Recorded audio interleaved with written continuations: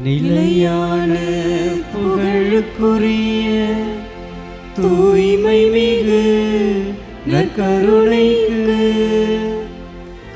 எல்லா காலமும் ஆராதனையும் புகழும் ஆட்சியும் உண்டாக கடவது. நிலையான புகழுக்குரிய தூய்மை மிகு நற்கருணைக்கு எல்லா காலமும் ஆராதனையும் புகழும் ஆட்சியும் உண்டாக கடவது. நிலையான புகழுக்குரிய தூய்மை மிகு நற்கருணைக்கு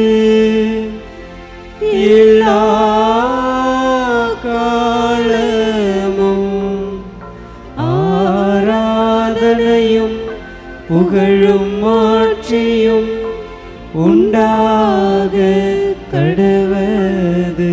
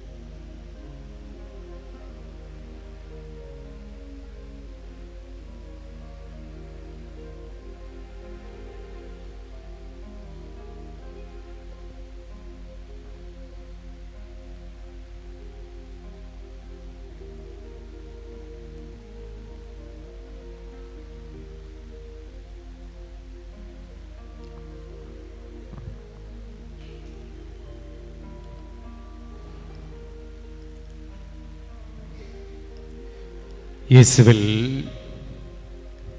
பிரியமான சகோதரனே சகோதரி,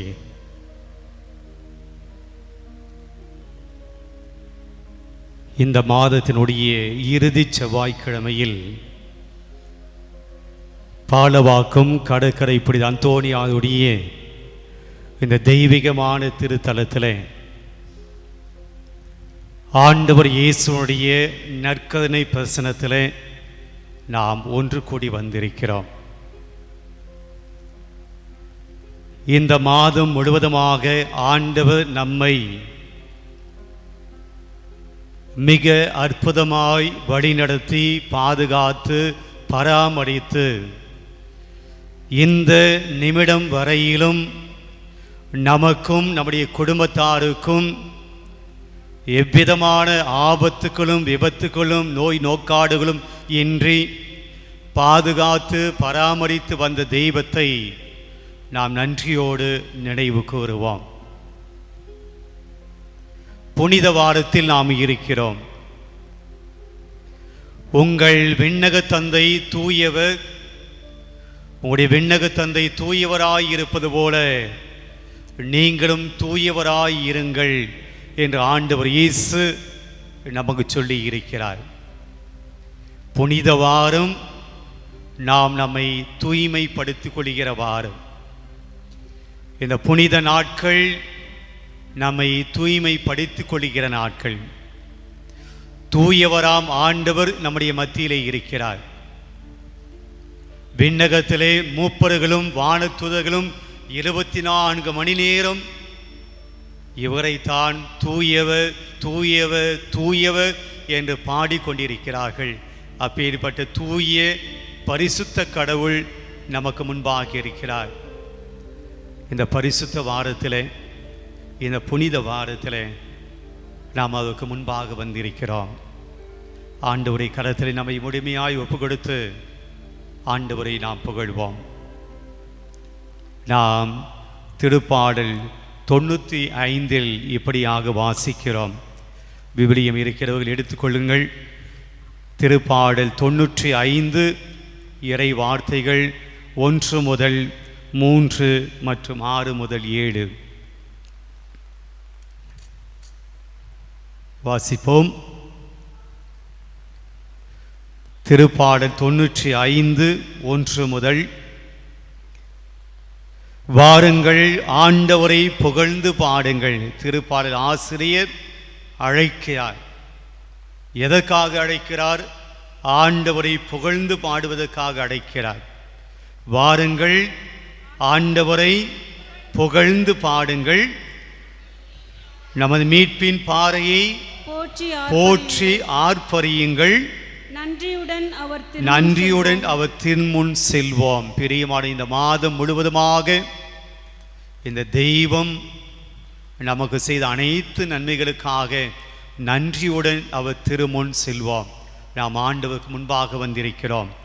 ஆண்டவரை புகழ்ந்து பாட வந்திருக்கிறோம். ஆண்டவரை போற்ற வந்திருக்கிறோம். அதே சமயத்திலே ஆண்டவருக்கு நன்றி சொல்ல வந்திருக்கிறோம். தொடர்ந்து படிப்போம். புகழ் பாக்களால் அவரை போற்றி ஆர்ப்பரிப்போம்.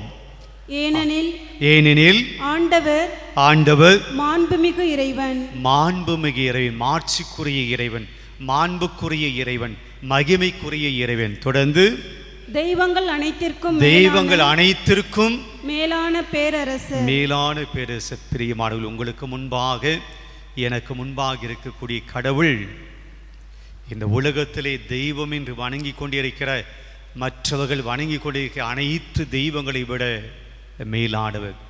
இங்கே இருப்பது வேறு அப்பத்துண்டு அல்ல, வெறும் ரொட்டி துண்டு அல்ல.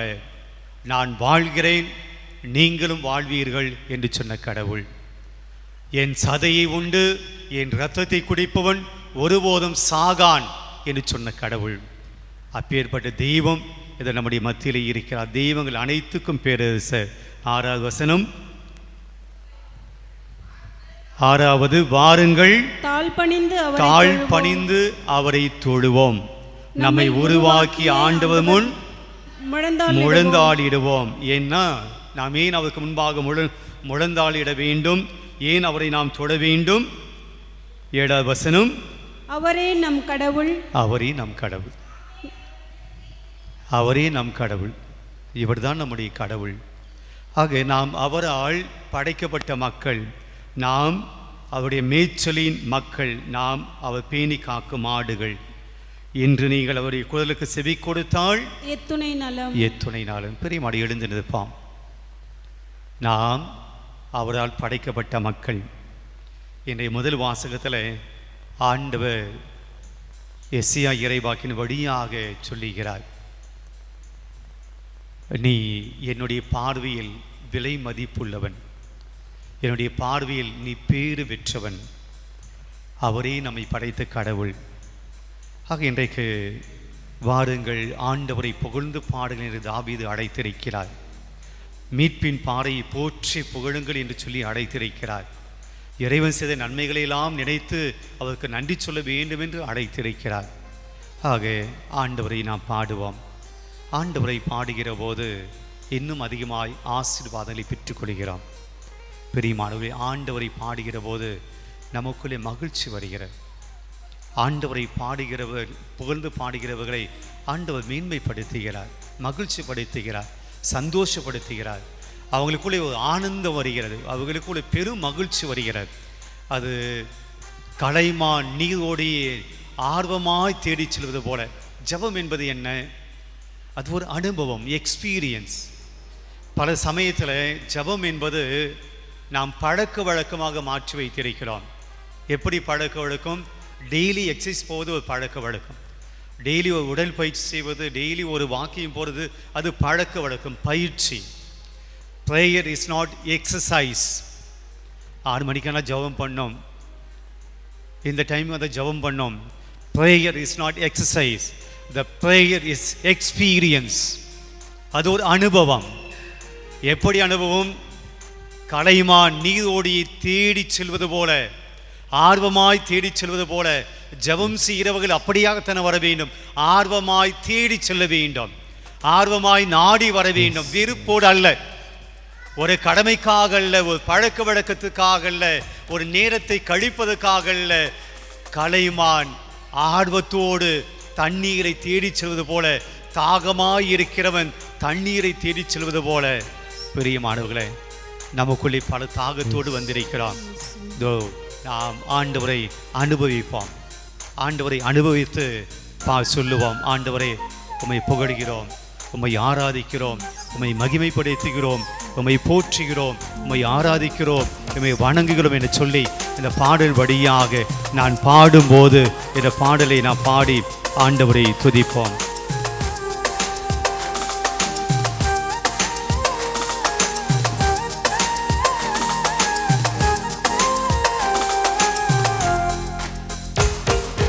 பாடும்போது என்னுதடு கெம்பீரித்து மகிழும், நீர் மீட்டு கொண்ட என் ஆன்மா அக்களித்து அகமகிழும். நான் பாடும்போது என்னுதடு கெம்பீரித்து மகிழும், நீர் மீட்டு கொண்ட என் ஆன்மா அக்களித்து அகமகிழும். மீண்டும் பாடுவோம்.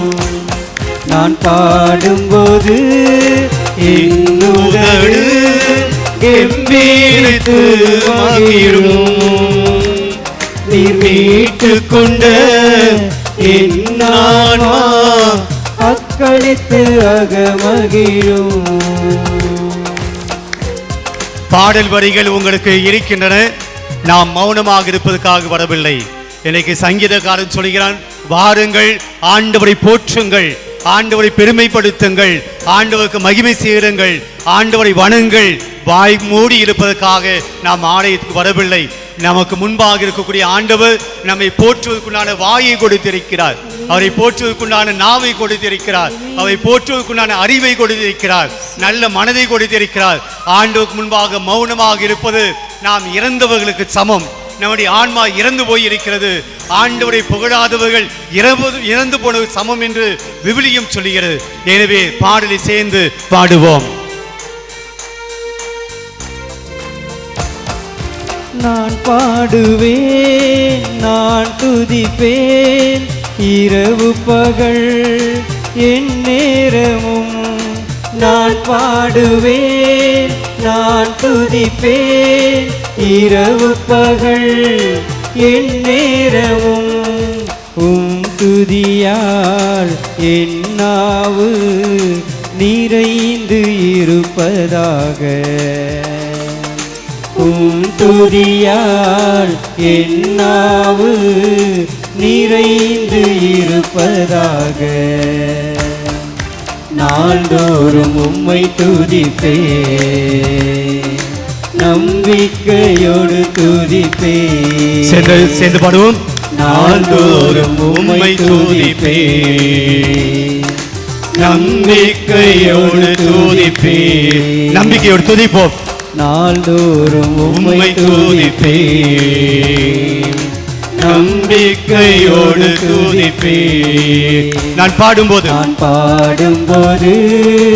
என்னுதடு கெம்பீரித்து மகிழும், நீர் மீட்டு கொண்ட என் ஆன்மா அக்களித்து அகமகிழும்.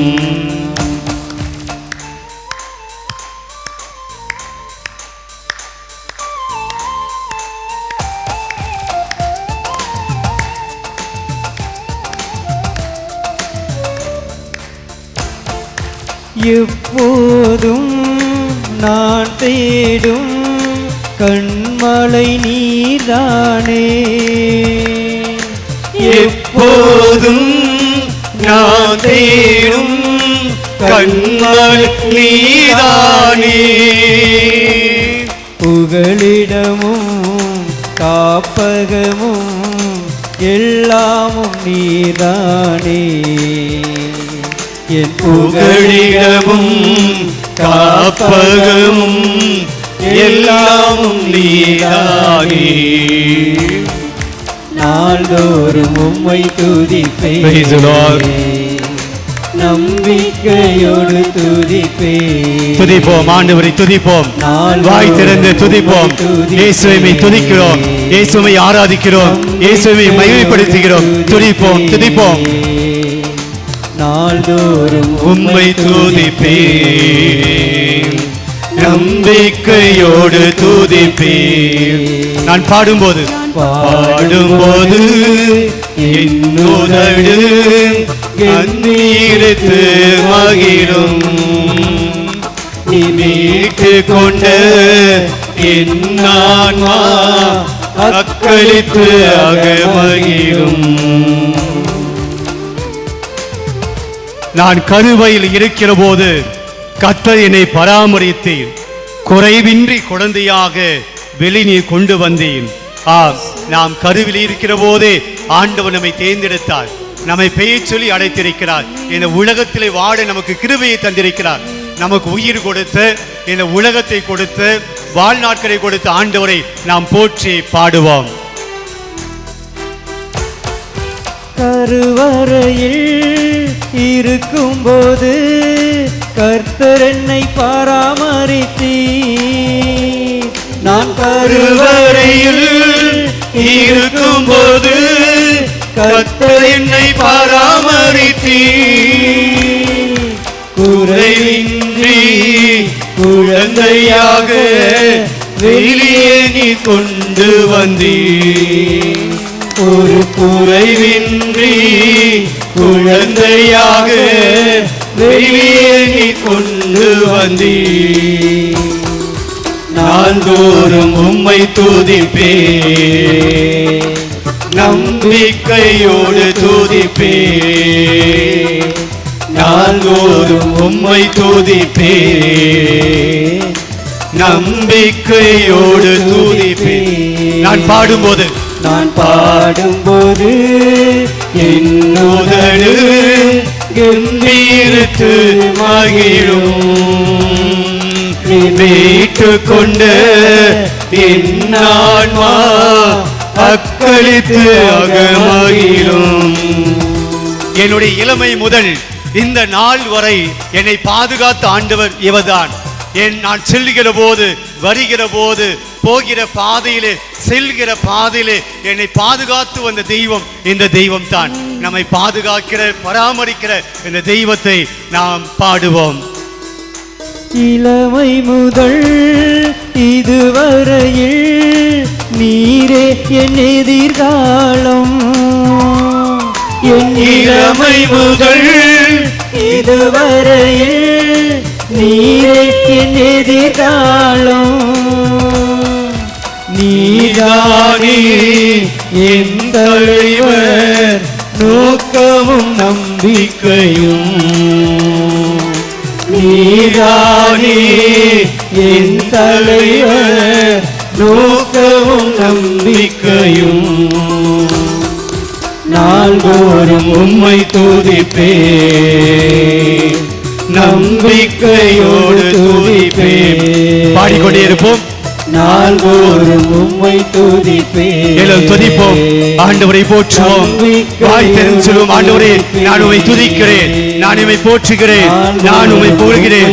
நம்பிக்கையோடு துதிக்கிறேன், விசுவாசத்தோடு துதிக்கிறேன், மகிமையோடு துதிக்கிறேன், ஆவலோடு துதிக்கிறேன், ஆபத்தோடு துதிக்கிறேன். நாள்தோறும் உம்மை துதிப்பேன், நம்பிக்கையோடு துதிப்பேன். மீண்டும் நாள்தோறும் உம்மை துதிப்பேன், நம்பிக்கையோடு துதிப்பேன். நாள்தோறும் உம்மை துதிப்பேன். இயேசுவை போற்றுகிறோம், நம்பிக்கையோடு துதிப்பேன். இயேசுவை துதிக்கிறோம், இயேசுவை ஆராதிக்கிறோம். இயேசுவே.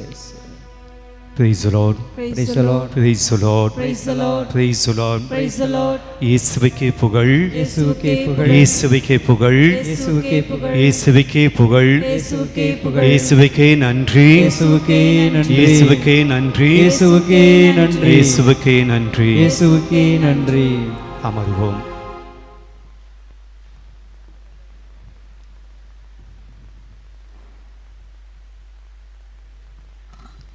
ஒரு குழந்தை தன்னுடைய தந்தையை தாயை பாராட்டுகிற போது, தன்னுடைய பசங்க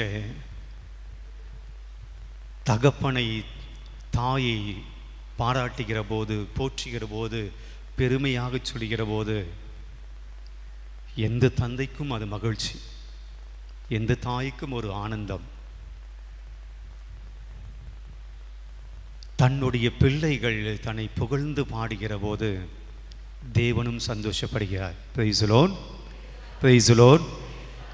எவ்வளவு நேரம் நான் ஆண்டவரே உம்மை போற்றுகிறேன், உம்மை புகழ்கிறேன், நான் பாடுகிற போது, நான் உம்மை புகழ்கிற போது, உம்மை போற்றுகிற போது, நெஞ்சம் நிறைந்து உம்மை வாழ்த்துகிற போது, மனசார உம்மை போற்றுகிற போது, நான் மட்டுமல்ல இந்த தேவனும் மகிழ்ச்சி அடைகிறார். Price the Lord.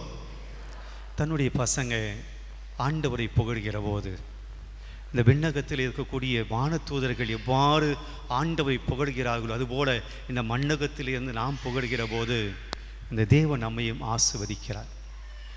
தேவனை புகழ்ந்து பாடுகிற பிள்ளைகளை கடவுள் ஒருபோதும் கைவிடுவதில்லை. ஆண்டவரை புகழ்ந்து பாடுகிற தன்னுடைய மக்களை ஆண்டவர் ஒருபோதும் கைவிடுவதில்லை. ஆக ஆண்டவரை புகழ்ந்திருக்கிறோம், நன்றி சொல்லுவாம். ஆண்டவரை வாழ்த்திருக்கிறோம், இந்த நேரத்துக்காக நன்றி சொல்லுவாம். ஆண்டவர் நம்மை பெயர் சொல்லி இந்த மாலை வேளையில் இந்த தேவ ஆலயத்தில் திருத்தலத்தில் இந்த நற்கனை ஆராதனையிலே பங்கெடுக்க செய்திருக்கிறார். ஆண்டவருக்கு நன்றி சொல்வோம். Thank you Jesus. பிரியமானவர்களே, இன்றைக்கு நற்கனை ஆராதனையில் நாம் சிந்திக்கப் போவது என்னவென்றால், முதல் வாசகத்தில் வந்த நாம் திருப்பலியில் படிக்கப் போகிற முதல் வாசகத்தில் வரக்கூடிய ஒரு பகுதியை வாசிக்க இருக்கிறோம். எசையா புத்தகம் 49ஆம் அதிகாரம் நாம் படிக்கக்கூடிய இறை வார்த்தையில் 1 முதல் 6 முடிய இறை வார்த்தையை நாம் வாசிக்க இருக்கிறோம். எசையா 49 1 முதல் 6 வாசிப்போம்.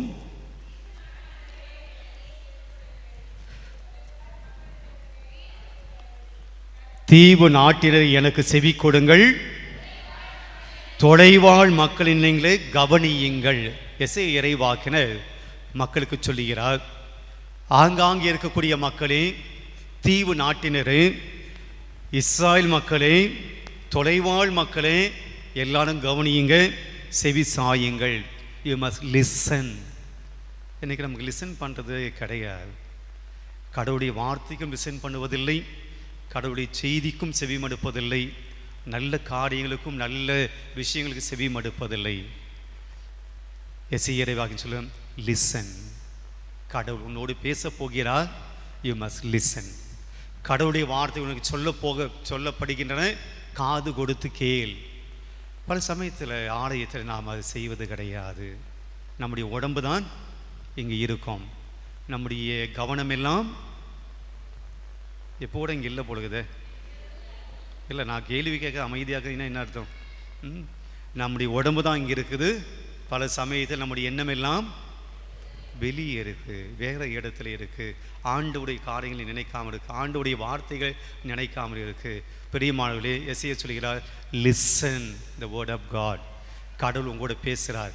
இன்றைக்கும் இந்த தேவன் இங்கிருந்து இந்த இறை வார்த்தையின் வழியாக நமக்கு பேசுகிறார். இது யாருக்கோ சொல்கிற வார்த்தை கிடையாது. பல சமயத்தில் நாம் அப்படியாகத்தான் இருக்கு. இது யாருக்கோ சொல்லுகிறார். இது ஃபாதருடைய வார்த்தைகள், இது சாமியாருடைய வார்த்தை, இது பங்கு சாமியாருடைய வார்த்தை அல்ல. அது கடவுளுடைய வார்த்தை, தேவனுடைய வார்த்தை. அன்று 2000 ஆண்டுகளுக்கு முன்னாடி பேசிய ஆண்டவர் இன்று நம் வழியாக பேசுகிறார். முற்காலத்தில் இறைவாக்கினர் வழியாக பேசிய கடவுள் இன்று நம் வழியாக பேசுகிறார். வேதம் சொல்கிறது. அப்போ இன்றைக்கு ஆண்டவர் எசேயா இறைவாக்கின் வழியாக நம்ம கூட பேசுகிறார். இறைவாக்கின் வழியாக பேசிய தேவன் இன்று எசேயா இறைவாக்கின் வழி நம்ம கூட பேசுகிறார். இந்த பீடத்திலிருந்து நமக்கு சொல்லுகிறார். படிப்போம். கருப்பையில் இருக்கிற போதே ஆண்டவர் என்ன அழைத்தார்? எசேயா இறைவாக்கினர் தன்னை பற்றி சொல்லுகிறார். ஆண்டவர் நான் தாயின் வயிற்றில் இருக்கிற போதே, கருப்பையில் இருக்கிற போதே ஆண்டவர் என்னை அழைத்தார். பிரியமானவர்களே, கருப்பையில் இருக்கிற போதே ஆண்டவர் நம்மை தேர்ந்தெடுத்து கொண்டார். இன்றைக்கு தான் அந்த கருப்பையில் இருக்கிறது ஆணா பெண்ணா என்று கண்டுபிடிக்கக்கூடிய வசதியெல்லாம் வந்திருக்கிறது. அம்மா தெரிஞ்சுக்க முடியல, அப்பா தெரிஞ்சுக்க முடியும் வயிற்றில் இருப்பது ஆணா பெண்ணா என்று சொல்லி. ஆனால் மருத்துவம் வளர்ச்சியடைவதற்கு முன்பாக வயிற்றில் இருப்பது ஆணா பெண் என்று தெரிந்து கொள்ள இயலாது. ஆனால் தேவன் தெரிந்து கொண்டிருக்கிறார். எப்போ? எஸ்ஐயா இறைவாக்கினர் இயேசு பிறப்பதற்கு முன்பாகவே எஸ்ஐயா இவங்க பழைய ஏற்பாட்டிலேயே எஸ்ஐயா இறைவாக்கினர் சொல்றார், இந்த மருத்துவம் என்னை அறிந்து கொள்ளவில்லை, ஆனால் தேவன் நான் தாயின் வயிற்றில் இருக்கிற போது அவர் எனக்கு தெரியும், என்னை அவருக்கு தெரியும். தொடர்ந்து படிப்போம். என் தாய் வயிற்றில் உருவாகும் முன்பே என் பெயர் சொல்லி கூப்பிட்டா. நீங்களும் உங்க பசங்களை எப்போ பெயர் சொல்லி கூப்பிட்டீங்க? ஞானஸ்தானம் கொடுத்த பின்னாடி தானா? அதுக்கு முன்னாடி கூப்பிடவே இல்லையா? செல்ல பேரெல்லாம் வைப்பீங்களே. சில சமயத்தில் வயிற்றிருக்கிற போதே பெயரை சூட்டி விடுவார்கள், இந்த பெயர் தான் வைக்கணும் என்று சொல்லி அப்படி வயிற்றை தடவி கொண்டே அந்த பெயரை சொல்லி நலம் விசாரிப்பார்கள். சினிமாலாம் நான் பார்த்துருக்கேன். உண்மையிலே நடக்குதா எனக்கு தெரியாது. வயிற்று கையை வச்சுக்கிட்டு பேசுவதை பார்க்கும். நல்லது தான், மருத்துவம் அது நல்லது தான் சொல்லுகிறது, அது நல்ல விஷயம். பாசிட்டிவான எண்ணங்கள் வயிற்றில் இருக்கிற போது, குழந்தை வயிற்றில் இருக்கிற போது அந்த பாசிட்டிவான எண்ணங்கள் நாம் தாயின் வழியாக கொடுக்கிற போது அந்த குழந்தை பாசிட்டிவான எண்ணங்களோடு பிறக்கிறது, மருத்துவம் சொல்லுகிறது. எனக்கு தெரிந்த ஒரு குடும்பம் பல ஆண்டுகளுக்கு முன்பாக நான் முதல் பங்கில் இருந்தபோது, கொலப்பாக்கம் என்கிற பங்கில் இருக்கிற போது, அங்கே ஒரு கிளை பங்கில் நான் வீடுகளை சந்தித்து கொண்டிருக்கிற போது அங்கே அந்த குடும்ப தலைவி கருவுற்றிருந்தாள். ஜெபம் செய்யும்படியாக என்னை கேட்டுக்கொண்டாள். நான் ஜெபிப்பதற்கு முன்பாக டிவி எல்லாம் துணி போட்டு க்ளோஸ் பண்ணியிருந்தாங்க. எதுக்கு இது க்ளோஸ் பண்ணிக்கிறீங்க என்று நான் கேட்டேன். அப்போ அவங்க சொன்னாங்க, நான் கருவுற்றிருக்கிறேன். இந்த தொலைக்காட்சி நான் என்றைக்கு கருவுற்று இருக்கின்ற மருத்துவர் சொன்னாரோ அன்று முதல் நான் அந்த டிவியை பார்ப்பதில்லை.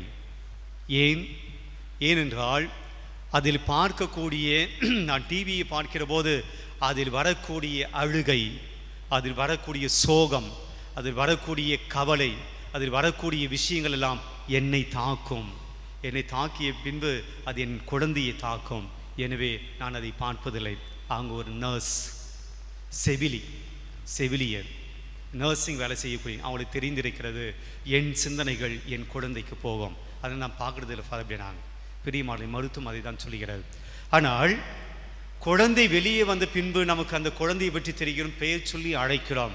ஆனால் ஆண்டவர் சொல்லிய தாயின் வயிற்றில் நீ உருவாகும் முன்பே, உருவான பின்னாடி கூட கிடையாது, நீ உருவாகும் முன்பே என்னை பெயர் சொல்லி கூப்பிட்டார். He fixed the name, he called by his name. அவர் எஸ்ஐயாவினுடைய பெயரை சொல்லி அழைக்கிறார். தொடர்ந்து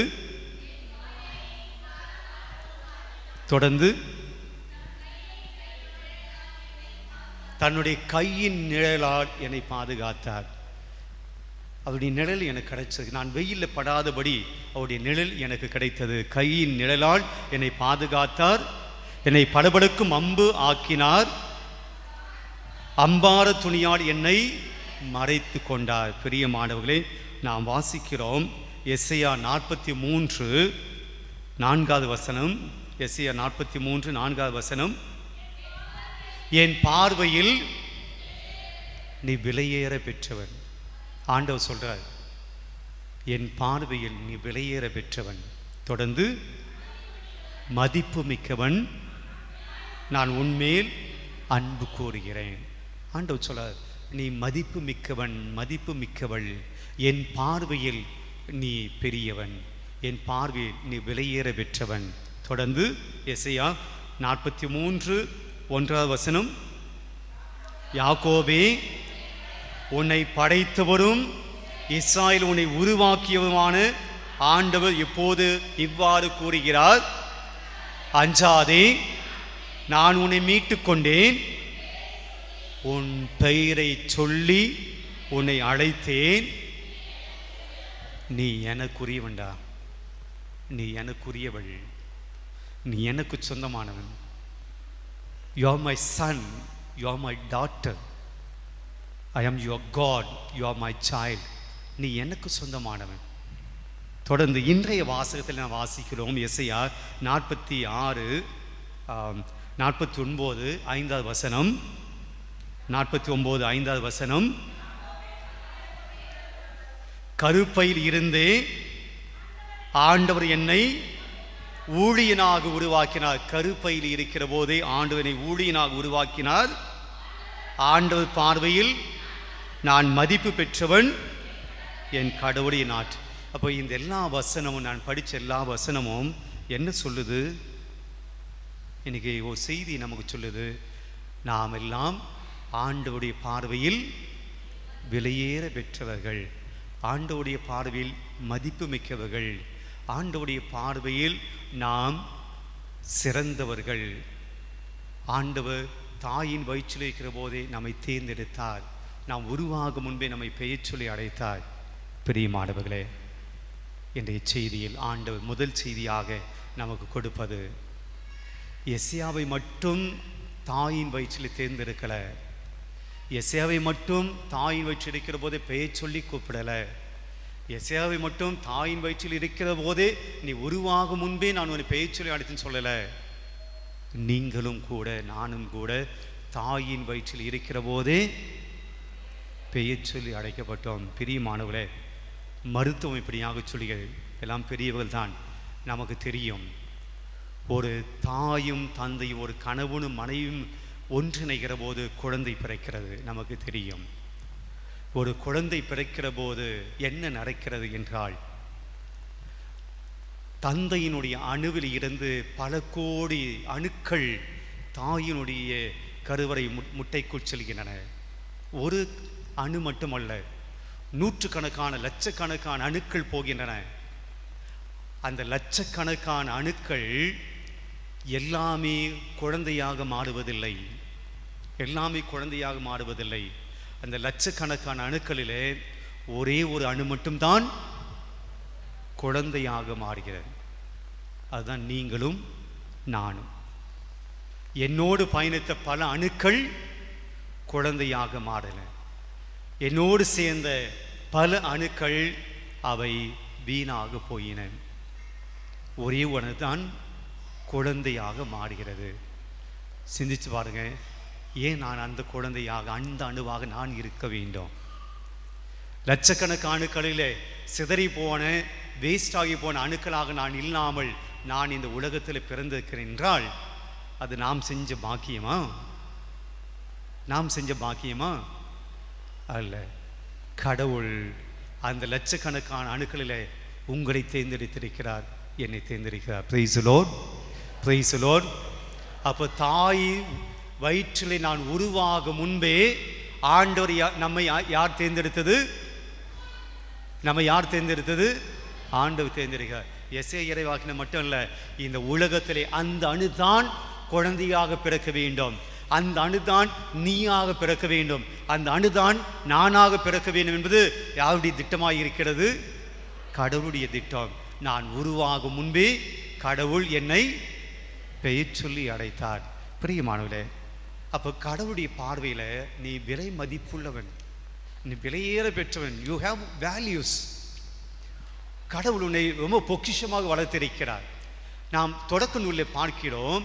எடுத்துக்கொள்வோம். தொடக்க நூல் மிக அற்புதமாக நமக்கு இறை வார்த்தை கொடுக்கப்பட்டிருக்கிறது.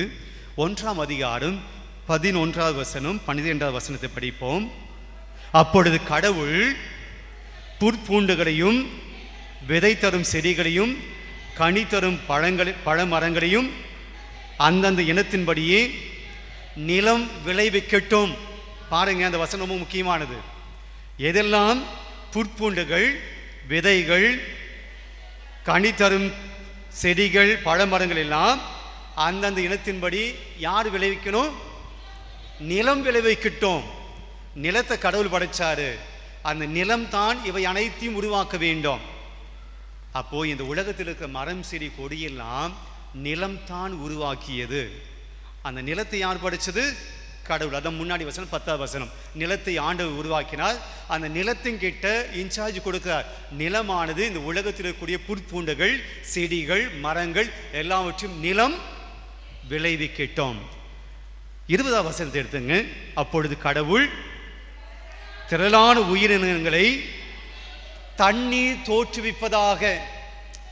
ஹலோ, அப்படியே படிச்சுன்னு போயிடக்கூடாது. அந்த வசனத்துக்கு அர்த்தத்தை பார்க்கணும். இந்த திரளான உயிரினங்களை யார் தோற்றுவிக்கணும்? தண்ணீர் தோற்றுவிக்கணும். தண்ணீர் இருக்கக்கூடிய உயிரினங்களை எல்லாம் கடவுள் படைச்சாரா?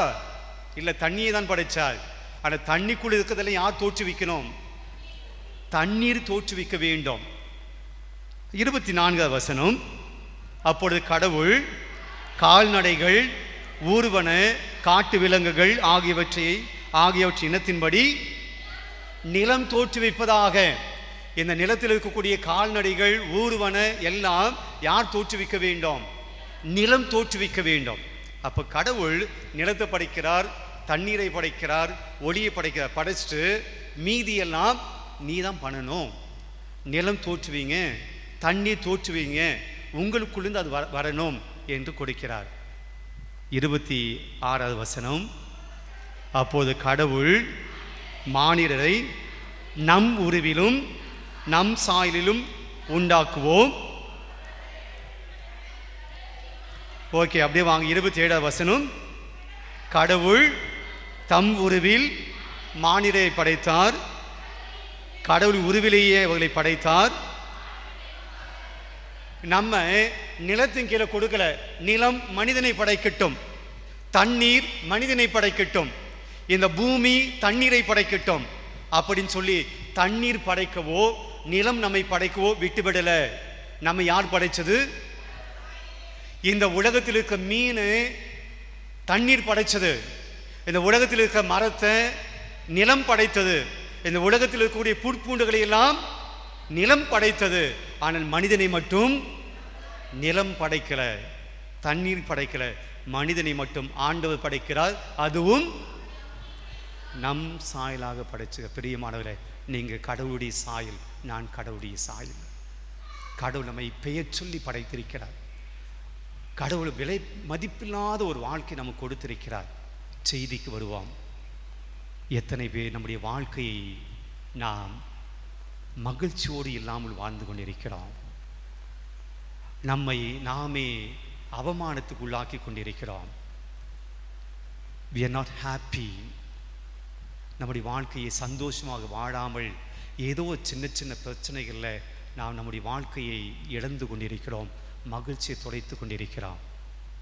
பிரியமானவர்களே, இன்னைக்கு ஆண்டவர் எசேயாவுக்கு இந்த செய்தியை சொல்லி, நான் உன்னை இப்படியெல்லாம் படைக்கிறேன், தாயின் வயிற்று நீ உருவாக முன்னாடி கருவையில் இருக்கிற போது நான் உன்னை பெயர் சொல்லி அடைத்தேன், அதெல்லாம் சொல்லிட்டு கடைசியில் அவர் சொல்கிறாரு, நான் ஏன் உன்னை கூப்பிட்டேன், நான் ஏன் உன்னை பெயர் சொல்லி அடைத்தேன், அதுக்கும் ரீசன் சொல்கிறார். ஏன் கூப்பிட்டேன், ஏன் தாயின் வயிற்று இருக்கும்போது உன்னை நான் தேர்ந்து கொண்டேன். பெரிய மாணவர்களை படிப்போம். 49ஆம் அதிகாரம் 5ஆவது வசனம். 49:5. யாக்கோபை தம்மிடம் கொண்டு வரவும் சிதறுண்ட இஸ்ராயேலை ஒன்று கூட்டவும் எசேயாவை கூப்பிட்டார். சும்மா இந்த வாழ்க்கையை இந்த 19 வச்சுக்கோ, சும்மா ஜாலியாக என்ஜாய் பண்ணி வச்சுக்கோ அல்ல. எசேக்கிட்ட சொல்றாரு, யாக்கோபு என்பது ஒரு நாடு, யாக்கோபை தம்மிடம் கொண்டு வரவும் சிதறுண்ட இஸ்ராயேலை ஒன்று கூட்டவும் ஆண்டவர் அவரை அழைக்கிறார். அடுத்து 49ஆம் அதிகாரம் 6ஆவது வசனம் 2வது பகுதி. உலகம் முழுவதும் என் மீட்பை அடைவதற்கு நான் உன்னை ஊழியனாக உன்னை கூப்பிட்டேன். பெரிய மாணவர்களே, எசேயாவை அடைத்த கடவுள் ஒரு பர்பஸை கொடுக்க வாழ்க்கையில். நீ இதுக்கு தான் நான் உன்னை கூப்பிட்டேன், இதுக்கு தான் தாயின் வயிற்றுக்கும்போது உன்னை தேர்ந்தெடுத்தேன். அப்போ எசேயாவை தாயின் வயிற்றில் இருக்கிற போது தேர்ந்தெடுத்த கடவுள், பெயர் சொல்லி கூப்பிட்ட கடவுள் அவருக்கு பணியை கொடுக்காருன்னா, உங்கள் வாழ்க்கைக்கு என்ன நோக்கம்? நம்ம இந்த உலகத்தில் வாழ்றவை எதுக்காக வாழ்ந்து கொண்டிருக்கிறோம்? சும்மா சாப்பிட்டு தூங்கி இறந்து போவதுக்கா? வெந்ததை தின்று விதி வந்தால் சாவுன்னு சொல்லுவாங்க. ஏதோ சாப்பிட்டும் சாவு வந்தால் செத்து போயிடும். பெரிய மாணவர்களே, you have something to achieve. உங்கள் வாழ்க்கைக்கு ஒரு நோக்கம் இருக்கு பிள்ளைகளே. உங்கள் வாழ்க்கைக்கு ஏதோ ஒரு காரணம் இருக்கிறது. எசேயாவுடைய வாழ்க்கைக்கு ஒரு காரணத்தை கொடுத்தார். இஸ்ராயேல் மக்களை கூட்டிட்டு வா, பாவத்தில் இருக்க மக்களை நீ கூட்டிட்டு வரணும், அதுக்கு தான் உனக்கு இந்த வாழ்க்கை நான் கொடுத்துருக்கிறேன். உங்கள் வாழ்க்கைக்கு என்ன அர்த்தம்? நீ எதற்காக வாழ்ந்து கொண்டிருக்கிறீர்கள்? இந்த உலகத்தில் நீங்கள் வாழ்வதனுடைய நோக்கம் என்ன? You have something to do. இந்த உலகத்திலே வாழ்வதற்கு உங்களுக்கு நோக்கம் இருக்க வேண்டும். நாம் எல்லோருமே என்ன நினைக்கிறோம்? இந்த உலகத்தில் வாழ்வதற்குள்ளான நோக்கம் என்ன தெரியுங்களா? பணம் சம்பாதிக்கணும். இதுதான் நம்முடைய வாழ்க்கை நோக்கமாக வச்சுருக்கோம். பணம் சம்பாதிப்பது, பணம் சம்பாதிச்சுட்டு அதை என்ஜாய் பண்ணுறது, பணம் சம்பாதிச்சு அது இந்த உலகத்தினுடைய வாழ்க்கை போக அப்படி என்ஜாய் பண்ணணும். இதுதான் நோக்கம்.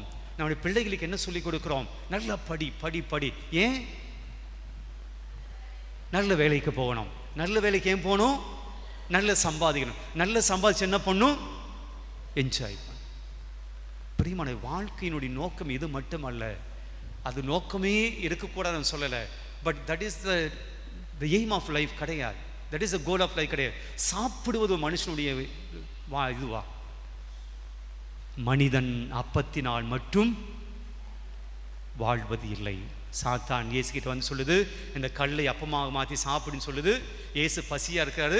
ஆனால் சாத்தான் கிட்டே சொல்கிறாரு, மனிதன் அப்பத்தினால் மட்டும் வாழ்வோம் இல்லை. We have soul. நமக்கு வயிறு மட்டும் கிடையாது, வயிறு மட்டும் கிடையாது. வயிற்றுக்காக வாழ்வோம் மட்டும் நாம் அல்ல, சாப்பாட்டுக்காக வாழ்கிறோம் நாம் அல்ல. We have values. நமக்கு என்ன மதிப்பீடுகள் இருக்கு. நீ விலையேற பெற்றவன், நீ மதிப்பு வாய்ந்தவன், கடவுளுடைய பார்வையிலே நீ சிறந்தவன். ஆண்டவருடைய பிள்ளையாக வாழ்வதுதான் நம்முடைய வாழ்க்கையினுடைய நோக்கம். பிரியமானவர்களே, இன்னைக்கு புனித வாரத்தில் யோசித்து பார்ப்போம். ஆண்டோடைய சன்னிதானத்தை யோசித்து பார்ப்போம். நான் வயிற்றுக்காக வாழ்கிற ஒரு கிறிஸ்தவனா? வயிறை மட்டும் தான் பிழப்பாக வைத்து வாழ்ந்து கொண்ட ஒரு கிறிஸ்தவனா? என் வாழ்க்கையினுடைய நோக்கம் வெறும் உணவு மட்டும் தானா? அது உணவை கொடுக்கிற வெறும் பணம் மட்டும் தானா? பவுலடி ரொம்ப அசிங்கமாகவே திட்டாரு. அவர்கள் வயிறே அவர்களுடைய தெய்வம். பவுலடி இதை விட கேவலமாக யாரையும் திட்டிருக்க முடியாது. உங்கள் வயிறு தான் உங்களுக்கு தெய்வம்டா அப்படின்னு என்ன அர்த்தம்? உங்களுக்கு சாப்பாடு தான் தெய்வம். சில சமயத்தில் நாம் கூட அப்படியாகத்தான் நடந்து கொள்கிறோம். சாப்பாடை பார்த்தால் நம்முடைய தன்மானத்தை இழந்து விடுவது, உணவை பார்த்தால் நம்முடைய வேல்யூஸை இழந்து விடுவது, உணவை பார்த்தால் நான் யார் என்பதை மறந்து விடுவது, உணவை பார்த்தால் அத்தனையும் போய்விடும். பசி வந்தால் 10ம் போகும்.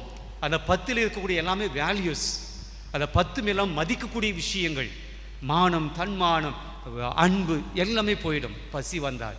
பிரியமானவர்களே, நமக்கு பசி வந்தால் 10ம் போய்விடக்கூடாது என்றால் ஆண்டோடைய பார்வையில், இன்றைக்கி ஆண்டோடைய பார்வையில் நம்ம ஒப்பு கொடுப்போம். ஆண்டவரே, என்னுடைய வாழ்க்கையில் என்னை பற்றி நான் இன்னும் புரிஞ்சிக்கலை. எப்பேற்பட்ட கிருபை எனக்கு ஆண்டு இன்னைக்கு தந்திருக்கிறீங்க. எப்பேற்பட்ட வாழ்க்கை நீங்கள் எனக்கு கொடுத்துருக்கிறீங்க. எப்பேற்பட்ட மதிப்பையும் மரியாதை எனக்கு கொடுத்துருக்கிறீங்க. எவ்வளோ மேன்மையாக என்னை பார்க்குறீங்க. எவ்வளோ மேன்மையாக என்னை படைச்சிருக்கிறீங்க. உம்முடைய சாயலாக என்னை படைச்சிருக்கிறீங்க. உம்முடைய உருவிலேயே என்னை படைச்சிருக்கிறீங்க. உம்முடைய ஆவியை ஊதி என்னை படைச்சிருக்கிறீங்க. ஆனால் என் உடலை நான் பரிசுத்தமாக வைத்து கொள்ளவில்லை. என் உடலை நான் புனிதமாக கருதவில்லை. என்னை நான் அவமானப்படுத்தியிருக்கிறேன். என் உடலை பாவத்துக்கு இட்டு சென்றிருக்கிறேன். என் உடலை நானே அசிங்கப்படுத்தி கொண்டிருக்கிறேன். தூய ஆவியான வாழ்கிற இல்லம் என்று சொல்லி என்னுடைய உடலை பற்றி பவுலடியார் சொன்னாலும் கூட பல சமயத்தில் இந்த உடலை பாவத்து கொடுத்திருக்கிறேன். அடுத்தவர்களுடைய உடலை நான் அவமானப்படுத்தியிருக்கிறேன், அசிங்கப்படுத்தியிருக்கிறேன், இழிவுபடுத்தியிருக்கிறேன். நான் எப்படி உடைய சாயலோ அதே போல் அடுத்தவரும் கடவுளுடைய சாயல் என்பதை மறந்து போயிருக்கிறேன். இன்னைக்கு ஆண்டவருக்கு நன்றி சொல்லும். ஆண்டவரே, என்னை ஒரு மனுஷியா, என்னை ஒரு மகனா மகளா என்னை உலகத்தில் படைச்சி இதுவரையும் காத்திருக்கிறீங்க. நன்றி ஆண்டவரே. பல சமயத்தில் நாம் இழிவுபடுத்தப்பட்டிருக்கலாம். நாம் மரியாதை இல்லாமல் நடத்தப்பட்டிருக்கலாம். உங்களை அவமானப்படுத்தியிருப்பாங்க, உங்களை அசிங்கப்படுத்தியிருப்பாங்க,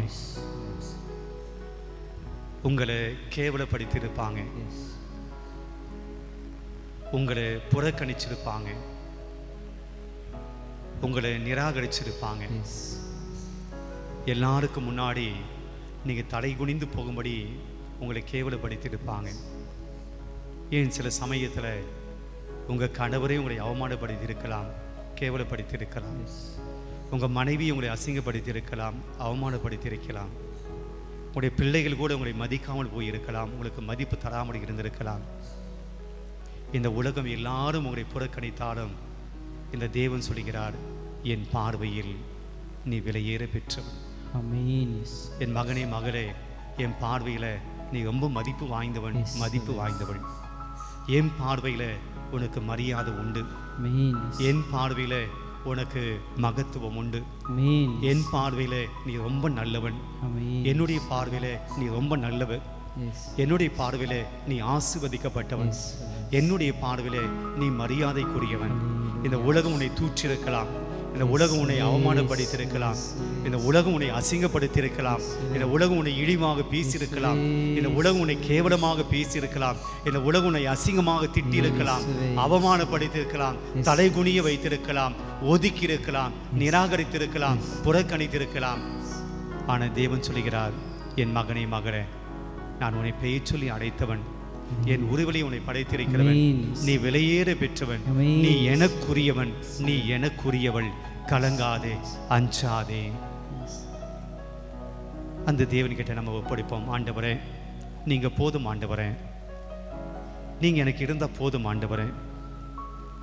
என் வாழ்க்கையில் எல்லாரும் என்னை அசிங்கப்படுத்தினாலும், அவமானப்படுத்தினாலும், கேவலப்படுத்தினாலும், என் மதிப்பு மரியாதை குறைத்து என்னை பார்த்தாலும், நீர் என்னை விலை மதிப்பில்லாதவனாய் பேறு பெற்றவனாக பார்க்குறீங்களே, அது எனக்கு போதும் ஆண்டவரே.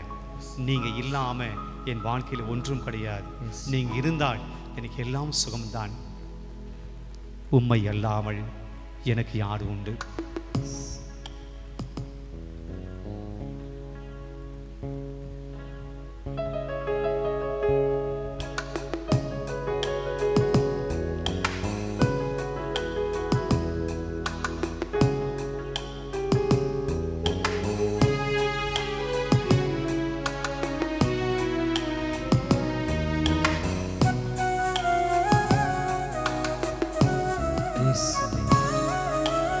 உம்மை அல்லாமல் எனக்கு யாருண்டு?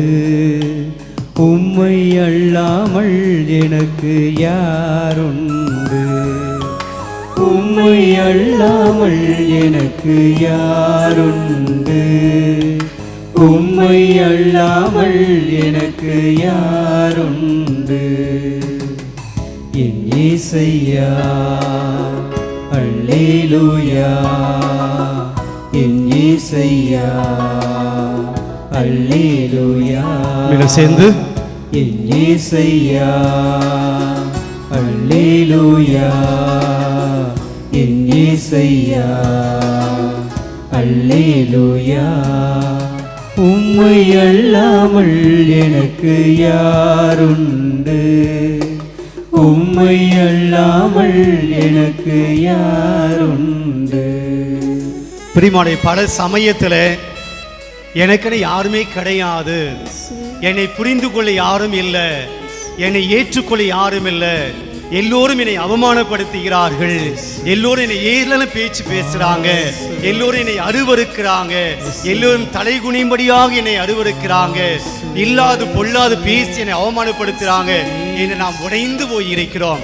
என் கூட இருக்கிறவர்கள், என்னோடு இருக்கிறவர்கள் கூட என்னை புரிந்து கொள்ளாமல், என்னை ஏற்றுக்கொள்ளாமல், என்னை அண்டர்ஸ்டாண்ட் பண்ணிக்காம என்னை தப்பா புரிஞ்சு பேசுறாங்களே, என்னை அவமானப்படுத்துறாங்களே என்று நினைத்திருக்கலாம்.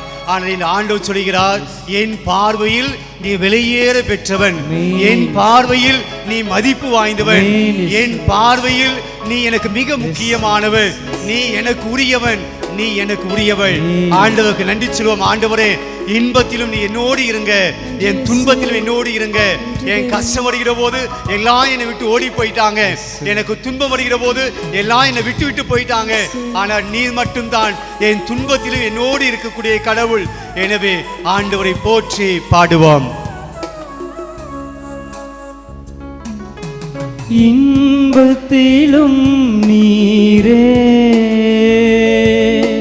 துன்பத்திலும் நீரே, சேர்ந்து இன்பத்திலும் துன்பத்திலும் நீரே.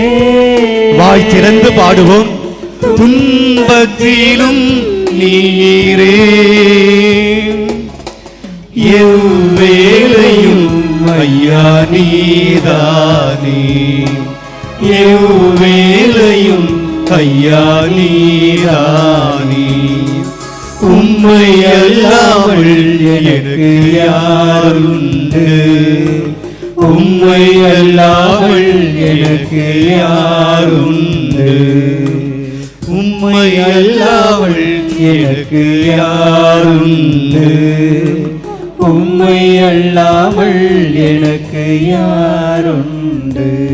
என்னை அன்பு செய்ய யாரும் கிடையாது, என்னை நேசிக்க யாரும் கிடையாது, என்னை புரிந்து கொள்ள யாரும் கிடையாது, என்னுடைய அன்பை ஏற்றுக்கொள்ள யாரும் கிடையாது, எனக்கு நண்பர்கள் கிடையாது, என்னுடைய உறவினர்கள் கிடையாது, ஒரு தாய் கிடையாது, தந்தை கிடையாது, பெற்றோர்கள் இல்லை, யாரும் இல்லாத அனாதையாக இருக்கிறேன்.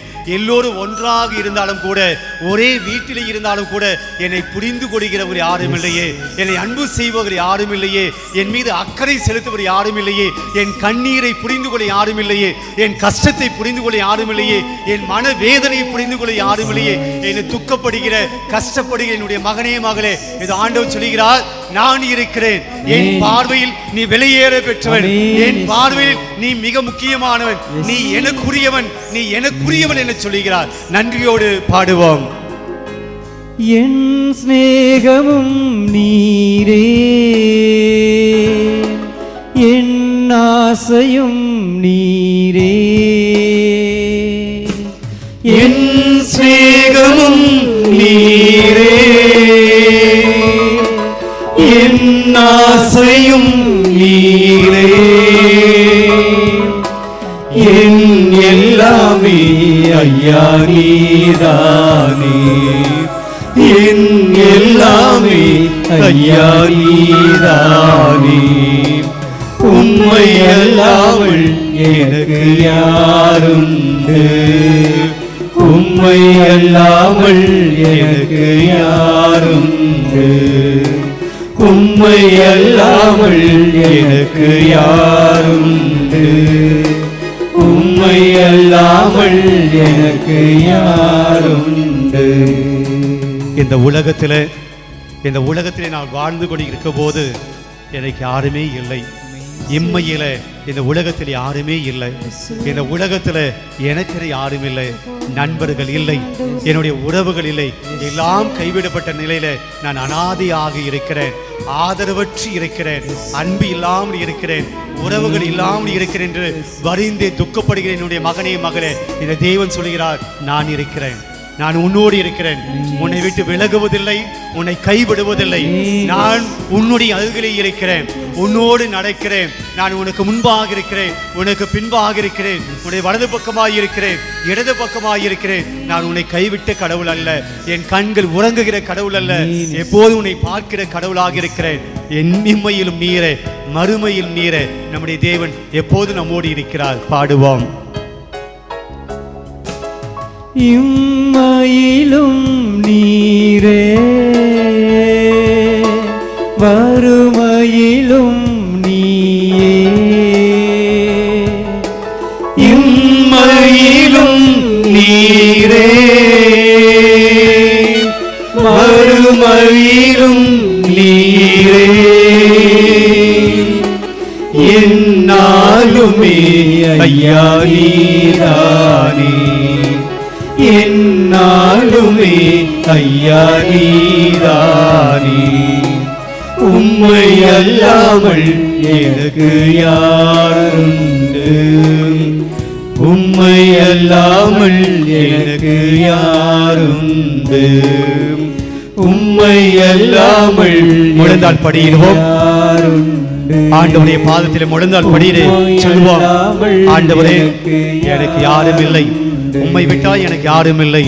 இயேசையா, அல்லேலூயா, இயேசையா, அல்லேலூயா, இயேசையா, அல்லேலூயா, இயேசுவே, இயேசையா, அல்லேலூயா.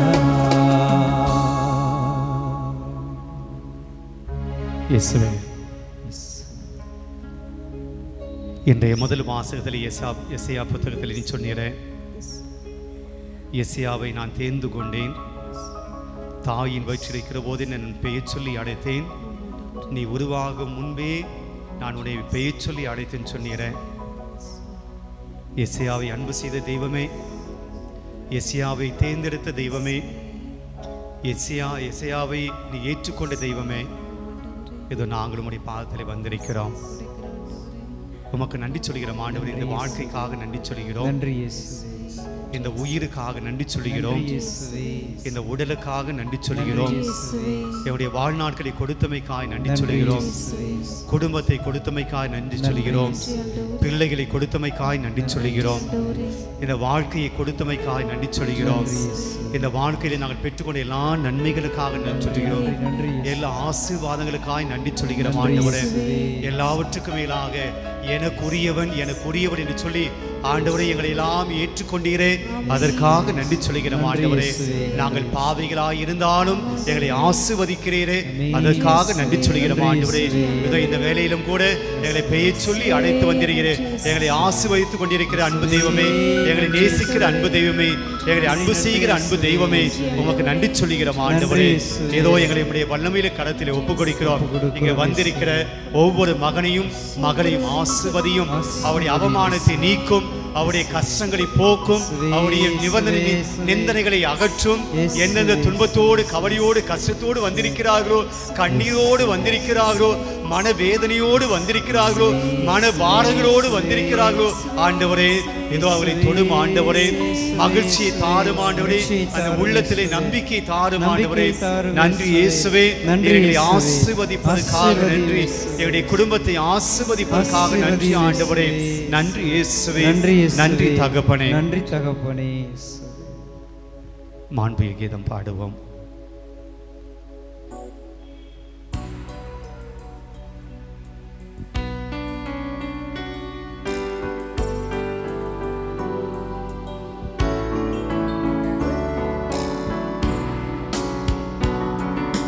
மாண்புயரியும் அருளடையாளத்தை தாழ்ந்து பணிந்தே ஆராதிப்போம்.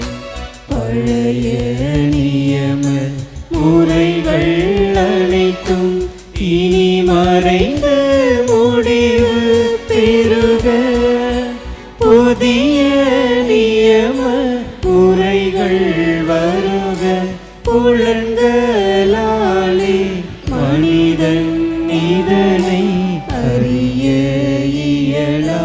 குறைகள் நீக்க நம்பிக்கையின் உதவி பெறுக. பிதாவர்க்கும் முதல் இவர்க்கும் புகழ்ச்சியோடு வேற்றியார்க்கும் மீட்பின் பெருமை மாட்சிமையோடு வலிமை வாழ்த்து யாவுமாக. இருவரிடமாய் வருகின்றவராம் தூய ஆவி ஆனவர்க்கும் அளவில்லாத சம புகழ்ச்சி என்றுமே உண்டாவதாக.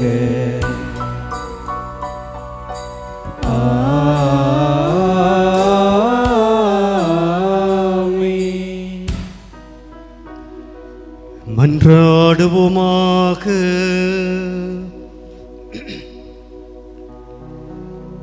இறைவா, இந்த வியப்புக்குரிய அருளடையாளத்திலே உம்முடைய பாடுகளின் நினைவை எங்களுக்கு விட்டு சென்றீரே.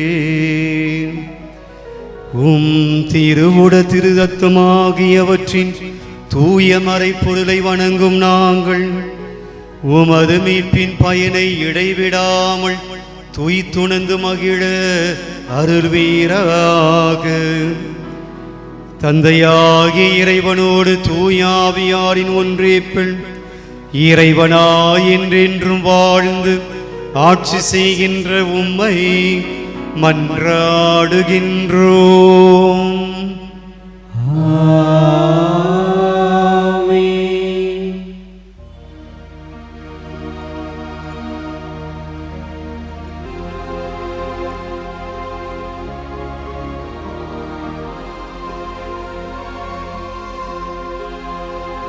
உம்மை அல்லாமல் எனக்கு யாருண்டு?